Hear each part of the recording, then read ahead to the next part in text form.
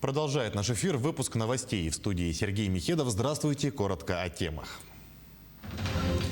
Глава Якутии поставил задачу перевести общественный, грузовой, водный транспорт и сельхозтехнику на газ. Ряд важнейших решений приняты на газовом форуме в Санкт-Петербурге. В Нерюнгринском районе эпидобстановка остается стабильно напряженной. Многие массовые мероприятия, запланированные на октябрь, отменены. Якутское телевидение отмечает свой 58-й день рождения. Приятным подарком стала серебряная кнопка YouTube.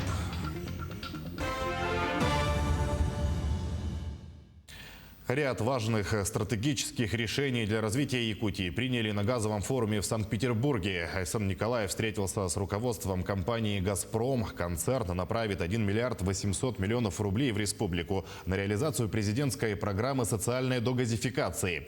Газ подведут почти к 5000 домовладений в 12 улусах республики. Кроме того, «Газпром» возьмет на себя расходы по строительству внутрипоселковых и межпоселковых газопроводов в 21 населенном пункте вдоль магистрального газопровода «Сила Сибири» на период до 2025 года. По оценкам экспертов, это позволит сэкономить для бюджета Якутии 4 миллиарда 600 миллионов рублей. «Газпром» профинансирует эту программу дополнительно к нашим средствам, которые будет республика вкладывать. «Газпром» вложит свыше 1 миллиард 800 миллионов рублей. Это, конечно же, очень значимая сумма для нашей республики. И эти средства пойдут в республику через Сахатранснефтегаз уже в ближайшие 3 года. На пленарной дискуссии, посвященной вопросам использования газомоторного топлива, отметили, что Якутия стремительно входит в число лидеров по развитию рынка малотоннажного сжиженного природного газа. По мнению Айсана Николаева, для того, чтобы минимизировать зависимость от завоза нефтепродуктов, необходимо проактивно развивать рынок газомоторного топлива. Глава региона поставил перед правительством республики задачу перевести общественный, грузовой, водный транспорт и сельхозтехнику на газ. Кроме того, развитие индустрии СПГ позволит решить проблему газификации труднодоступных населенных пунктов. На следующей неделе будет подписано соглашение при поддержке правительства Российской Федерации, конкретно Министерства промышленности и торговли. Мы сейчас выделили средства из бюджета республики, 120 миллионов рублей в качестве первоначального взноса. И будет осуществлена поставка 100 автобусов, новых автобусов для нужд города Якутска, которые будут новые, современные, российского производства и будут работать на газе.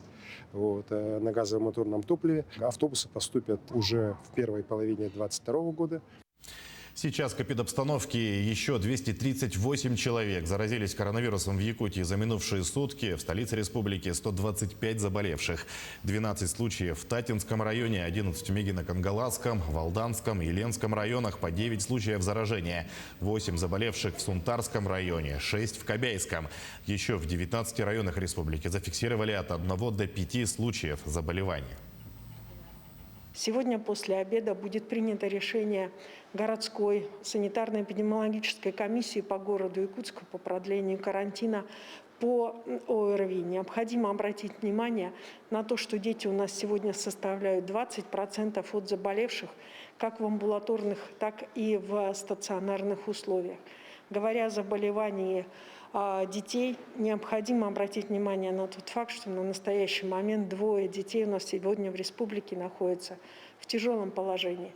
Поэтому хотелось бы, чтобы, защитив наших детей, так же как и лиц старшего возраста, мы с вами прошли вакцинацию.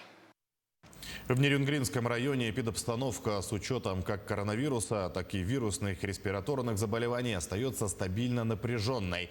В октябре в районном центре запланировали много праздничных и спортивных мероприятий, но с 1 октября, согласно указу главы Якутии, вновь введен полный запрет на проведение всех культурных, развлекательных, спортивных и других массовых событий. Поэтому нерюнгринцы остаются дома.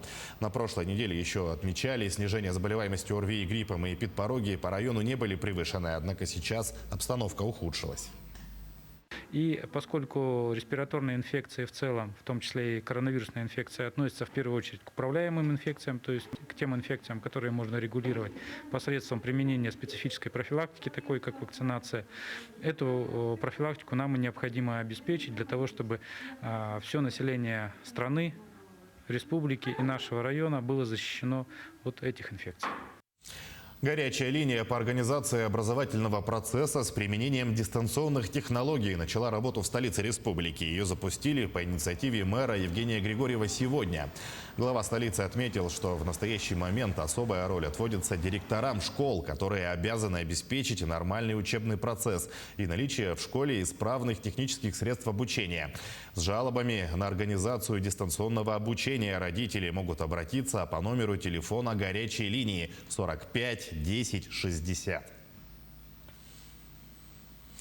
Современные подходы к диагностике и лечению рассеянного склероза обсуждают сегодня в Якутии на научно-практической конференции. Она посвящена 15-летию организации в регионе Центра рассеянного склероза. Участвуют в мероприятии врачи и ученые различных медицинских организаций России и Республики. Делятся итогами проведенной работы, а также опытом и новыми подходами в лечении этого серьезного заболевания, статистика по которой растет с каждым годом. Рассеянный склероз – это хроническое аутоиммунное заболевание. На сегодня в регионе больных рассеянным склерозом более 300 человек, половина из которых получает дорогостоящее лечение по специальной федеральной программе. Это болезнь молодых, более молодых. Якуты вообще считалось, что они заболевают. Но вот, по изучению, когда мы начали изучать, оказалось, что все-таки распространенность у нас весьма большая и относится вот наши показатели в зоне среднего риска распространенности. В группе вот с такими профессорами, которые первых уст, мы также изучаем, узнаем все новое, что можно. Мы сравниваем свои опыт, знания обогащаются, и больные получают то, что современное, то, что необходимое, не наравне, что получают и в центральных городах. В Мирном в ожидании морозов коммунальщики отремонтировали сети тепловодоснабжения. Только их работу совсем не оценили жители дома по улице 8 марта.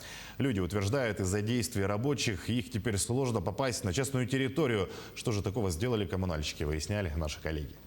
Вот этой трубой я не пользуюсь, если честно сказать. Наша вода с той стороны идет. Но мне взяли, перегородили все это дело.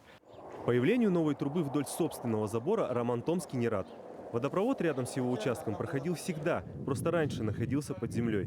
Хозяин частного дома жалуется. Коммунальщики достали сети молча. О работах не предупреждали. Теперь мужчине проблематично заехать в ворота. Решить проблему пытался. Я уже обращался, ходили к директору. Они приезжали с комиссией, все посмотрели, сказали, что примут меры, но до сих пор нет, уже 2 недели. У коммунальщиков есть объяснение происходящего. Зимой в этом районе часто перемерзают коммуникации. Жители других улиц в предыдущие годы оставались без воды. Поэтому и решили предпринять меры. Очень длинные участки в земле, они не позволят нам потом их обслуживать зимой, когда греющий кабель, а там система обогрева – это греющий кабель. Он, если, не дай бог, что с ним случится, мы потеряем полностью трубу. Поэтому мы вынуждены были в местах, где нет заездов, да, по максимуму вытащить сети наружу. И спрашивать разрешение у жителей коммунальщики не были обязаны. Работы проводили не на частной земле, муниципальной. Это предусматривает земельный кодекс. Коммунальщики считают, что в эти ворота можно и зайти, и заехать. Как видите, пройти действительно можно, но как быть владельцем автомобиля? Ширина легкового авто в среднем составляет 2 метра, а здесь часть пространства занимает вот этот спиленный столб и камни. Впрочем, ситуация изменится. В ЖКХ пообещали все убрать и освободить пространство. Федор Василиогло, Александр Еремин, телеканал «Алмазный край». А в Якутске накануне на проспекте Ленина начались подготовительные работы к капитальному ремонту главной улицы столицы. О том, какие работы сейчас ведут и когда их завершат, нам расскажет Дмитрий Тымыров. Он на прямой связи с нами. Дима, привет, тебе слово. Коллеги, здравствуйте. Как вы видите, сейчас за моей спиной идут работы по капитальному ремонту проспекта Ленина. Здесь сейчас убирают верхний слой асфальтобетона, где-то сантиметров на 5. В последующем весь этот материал, который здесь они изымают, будет использоваться в последующем для благоустройства данной территории. Оператор сейчас будет показывать, какие работы здесь ведутся, какой транспорт здесь здесь работает. Ну а более подробно сейчас нам об этом расскажет главный специалист главстроя. Расскажите, сколько этапов разбита ремонтная работа главной улицы столицы? Добрый день. Ну, вообще, капитальный ремонт проспекта Ленина разбит на два этапа. В первый этап входит участок от улицы Кулаковского до улицы Дзержинского. Он будет закончен в 2022 году. Участок введен в эксплуатацию. Второй этап – это участки от улицы Краснояра до улицы Кулаковского и участок от улицы Дзержинского до улицы Хабарова. Он будет введен в 2023 году. Получается, вот на сегодня, 7 октября, мы приступили к работам по демонтажу старого асфальтобетонного покрытия. Данную работу мы разбили на две технологические операции. В первую технологическую операцию входит фрезеровка старого асфальтобетонного покрытия на толщину 5 сантиметров из 25 имеющихся. Данная процедура нам поможет повторно применить асфальтогранулянт при устройстве основания щебеночного. То есть мы используем его как мелкий заполнитель для заклинки крупной фракции. Ну, что помогает существенно сэкономить средства бюджетные. Второй этап – это уже механическое снятие старого асфальтобетонного покрытия, оставшихся 20 сантиметров. После чего мы приступим к работам по устройству основания.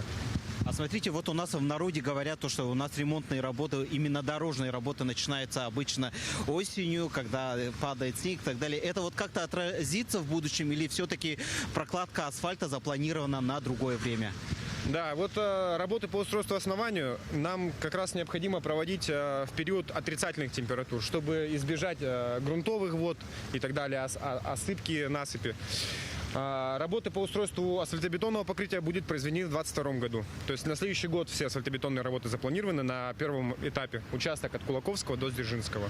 А вообще ремонтные работы, они будут проводиться осенью или как? Вообще в зимнее время они запланированы как-то?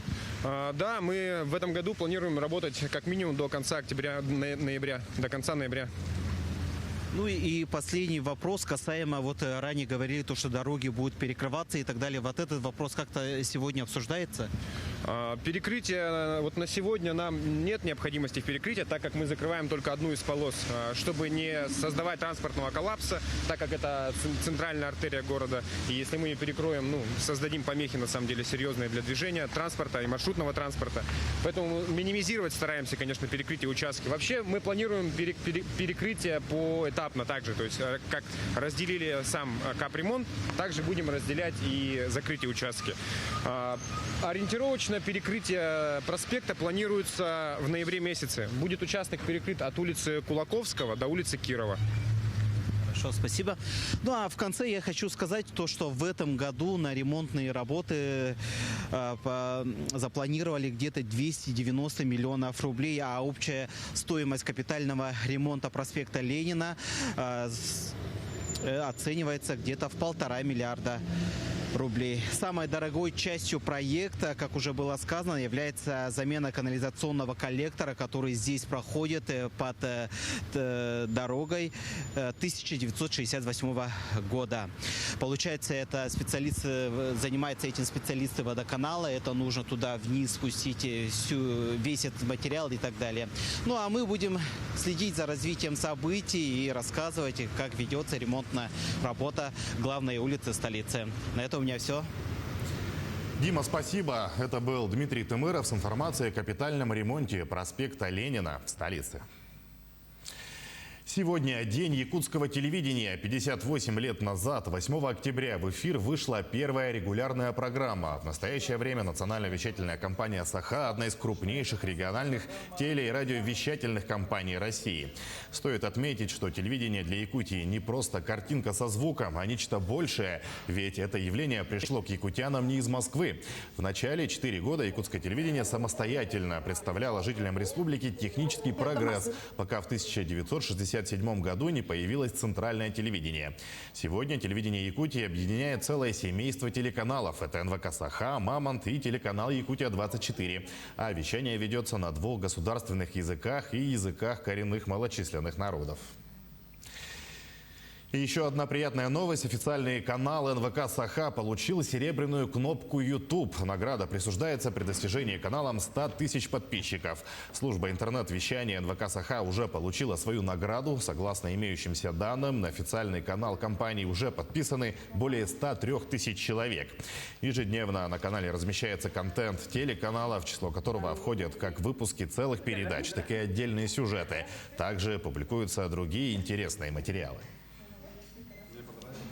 YouTube-канал телекомпании НВК «Саха» был создан 8 января 2013 года, и в июле 2021 года мы перешагнули рубеж 100 тысяч подписчиков. А после всех проверок, обязательных для канала, как раз ко дню якутского телевидения, мы наконец получили вот эту прекрасную награду, серебряную кнопку. И хочу сказать, что, можно сказать, что мы первый региональный телеканал на Дальнем Востоке, чей YouTube-канал получил такую высокую награду. Самое популярное видео на нашем канале набрало практически 5 миллионов просмотров, 4 миллиона 800, если быть точнее, и оно было залито 3 года назад. Мы следим за развитием событий, увидимся чуть позже.